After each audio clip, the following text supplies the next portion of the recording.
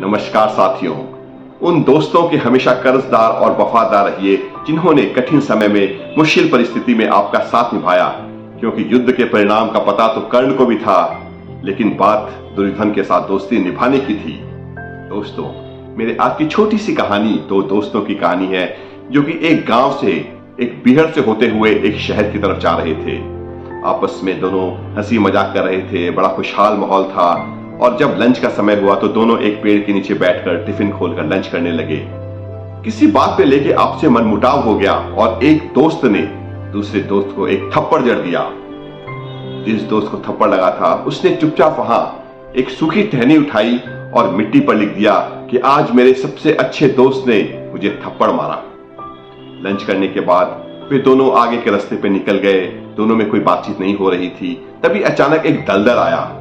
जिस दोस्त ने थप्पड़ मारा था वो दोस्त उस दलदल को पार कर चुका था, लेकिन जिस दोस्त को थप्पड़ लगा था वो दोस्त उस दलदल में फंस गया और उसकी एक जोर से चीख आई। उसकी चीख सुनकर उसके आगे वाले दोस्त ने जब पीछे घूमकर देखा तो अपने दोस्त को दलदल में पाया और उसने बड़ी मुश्किल से, बड़ी कठिनाई से उस दोस्त को उस दलदल से बाहर निकाला।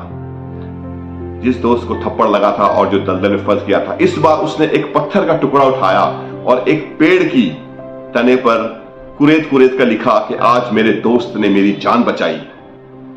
जिस दोस्त ने पहले थप्पड़ मारा था और फिर जब उसने उसे दलदल से निकाला, उसे ये बात समझ नहीं आई। उसने अपने दोस्त से पूछा कि जब मैंने तुम्हें थप्पड़ मारा तब तुमने मिट्टी में टहनी से लिख दिया कि आज मेरे दोस्त ने मुझे थप्पड़ मारा, और जब मैंने तुम्हें बचाया तब तुमने पेड़ की टहनी पर पत्थर से लिख दिया कि आज मेरे दोस्त ने मेरी जान बचाई।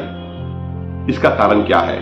तब उस दोस्त ने कहा कि तुमने मुझे जो थप्पड़ मारा वो तो एक लम्हा था, वो बीत जाएगा, इसलिए मैंने उसे मिट्टी पर लिखा।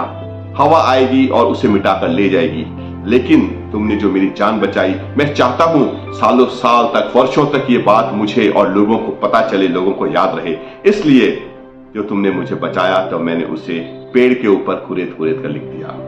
दोस्तों, मेरे आज की छोटी सी कहानी हमें बताती है कि दोस्ती, रिश्ते कैसे निभाने चाहिए। जो बातें भूलने की हो उनको तुरंत अपने दिल से, दिमाग से बाहर निकाल दीजिए, और जिन बातों को याद रखना है उसे दिल में संजो कर रखिए, दिल में बसा कर रखिए। धन्यवाद।